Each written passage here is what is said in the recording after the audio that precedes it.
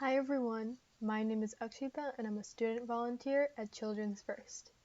Today we're going to do something really cool. Reading. Yay! And we're going to be reading a book about a monster. I also brought with me today Mr. Snowman, who's going to be reading with us. And I specifically chose Mr. Snowman because here in New Jersey, there's still snow outside and it's pretty cold. Brr. So let's get cozied up and start reading. Let's begin.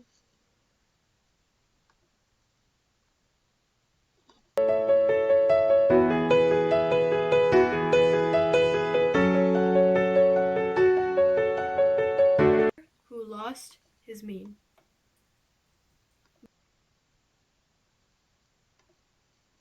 Alright guys, so looking at this cover, what do we notice? Well, looks like today there is this big, green, nice monster, right? And the monster who lost his mean. What could we predict from that?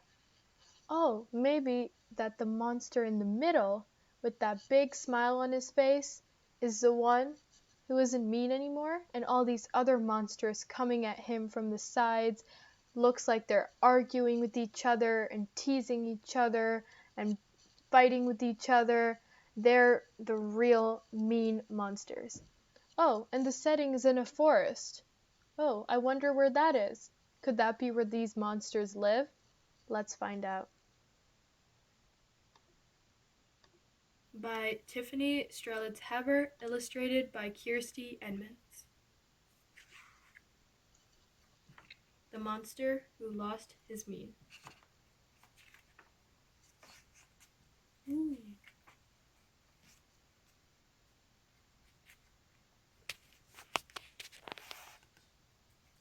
Monsters are a spooky bunch, a scary, hairy group. They run in packs, leave giant tracks, and dine on eyeball soup. Ew, eyeball soup.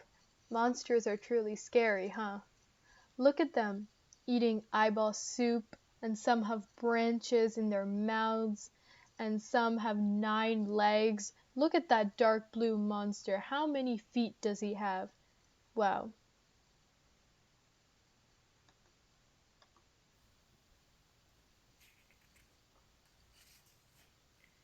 Mean, observant, noisy, super strong, and tough to please, envious, remarkable, a monster, all of these. Wow, so we finally know what a monster stands for, huh? Monsters are mean, they don't like anybody, but they are good detectives, and they can observe their surroundings through binoculars and other devices.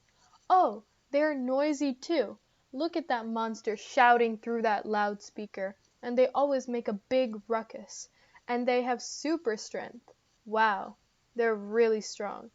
Looks like the monster doesn't enjoy what the other monster made for him.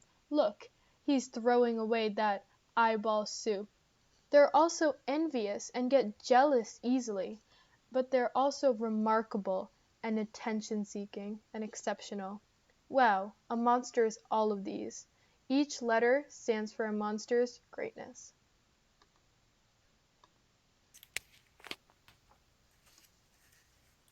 One day a monster's M went missing, gone without a trace. And every M is custom made, the kind you can't replace. So now he's just the Onster, and the teasing never ends. Not only has he lost his mean, he's lost his monster friends.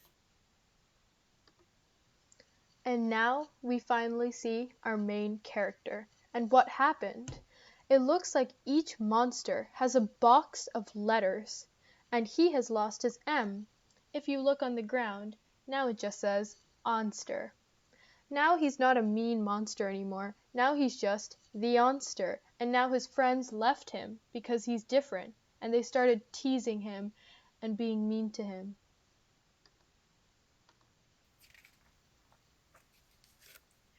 Boom, boom, crunch, crunch. The Onster sits alone for lunch. Boo-hoo, sigh. The Onster's sad and starts to cry. Wow. And look, now all these monsters are giving him nasty glares and eating without him, eating their eyeball soup and littering all around them. And do you guys remember? Monsters are noisy. And therefore, boom, boom, crunch, crunch, loud and about, they eat with no manners whatsoever. The Onster, on the other hand, is sad without his mean and starts to cry. Even the eyes in his eyeball soup are looking at him. And just to recall, why is he sad? Because he's no longer a mean monster. He has lost his M.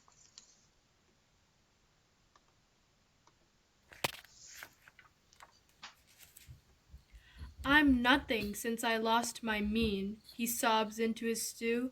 I've got to find that M or else it's bye-bye, monster crew. And now we look here. He's isolated from all his friends in Monsterwood. Every other monster is sneering and jeering at him. What will he do? How will he get his friends back? Let's find out.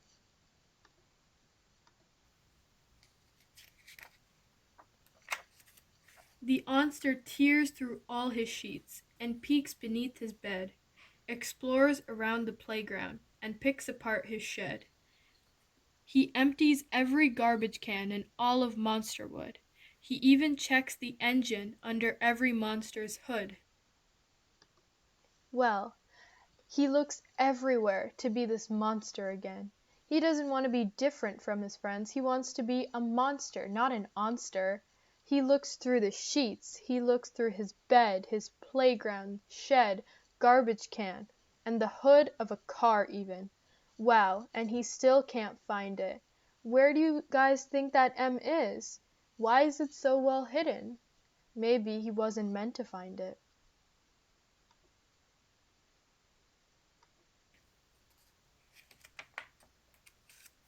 Nothing, nada, not a trace.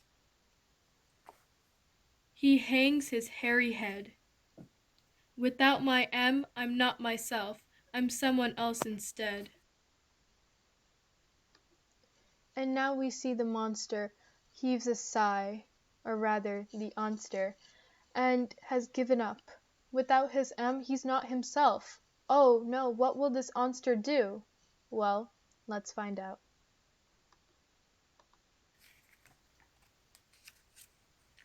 He can't be mean to human kids, so why not help with chores? Sweeping, heaping, light housekeeping, organizing drawers. He joins in all of their soccer games and rules at basketball. He doesn't seem to miss that missing M so much at all. Well, he decides to change his ways. Yes, he becomes nice to the humans, doing housework and chores and joins their soccer and basketball games. He doesn't miss being a monster at all. What could possibly go wrong?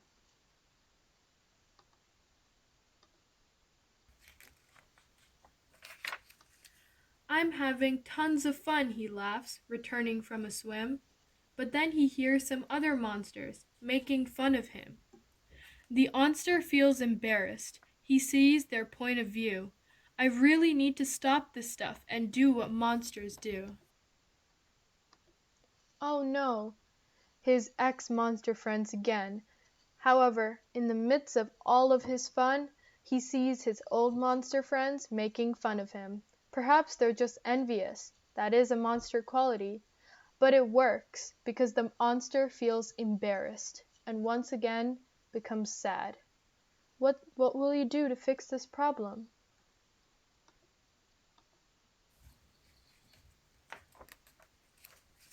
Maybe I'll pretend I'm mean. I bet it's not that hard. Perhaps I'll pull the flowers out of Mrs. Power's yard. He stares at all the roses in their stunning shade of red, but just can't bear to harm them, so he waters them instead. I can still be mean, he says. I can still be a monster. Just because I don't have my M doesn't mean I'm not a monster anymore. Okay, he says. So he attempts to be mean to the humans like before, like picking all the roses from Mrs. Power's garden. But can he do it? Did he do it? No, he's too nice.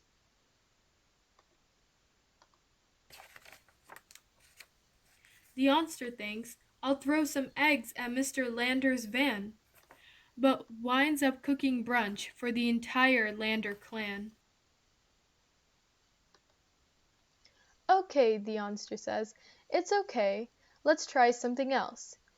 So, what can you do? I can throw eggs at the Landers family clan, right? I can do that. But can he do it?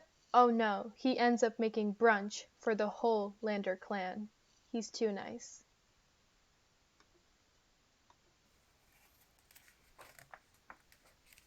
I'm way too nice without my M. My monster days are through. I just don't fit in Monsterwood. I'm not sure what to do. He sadly heads on home again with teardrops in his eyes. He swings his front door open and he's greeted with,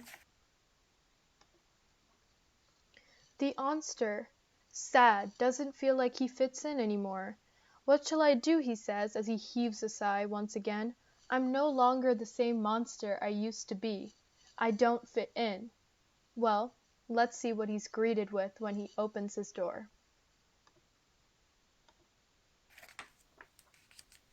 surprise! But when he opens that door, he is greeted with surprise! Now he has all his human friends to greet him and play with him. He is not alone. He's found another place to fit in.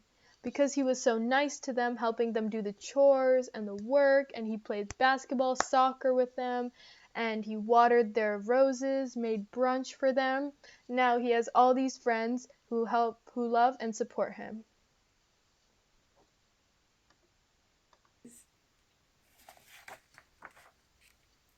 A party in his honor. The Onster's eyes grow wide.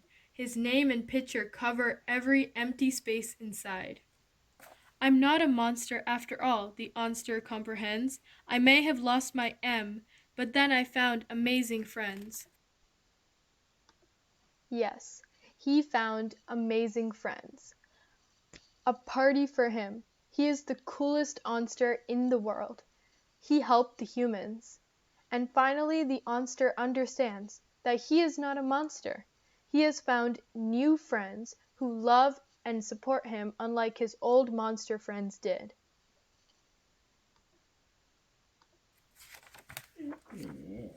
Boom, boom, pow, pow, the Onster waves and takes a bow. Let's have 3 cheers. Hip, hip, hooray! Yes, boom boom, pow pow. He still has his N, noisy. Hip hip hooray for the Onster. He is much happier with his new friends.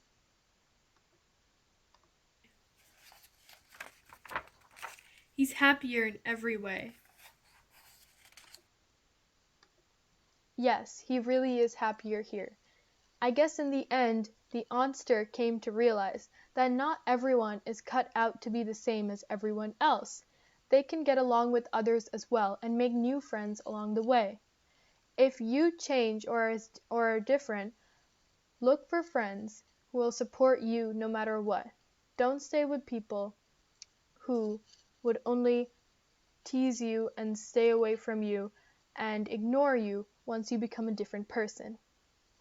I hope you guys enjoyed the story. The end.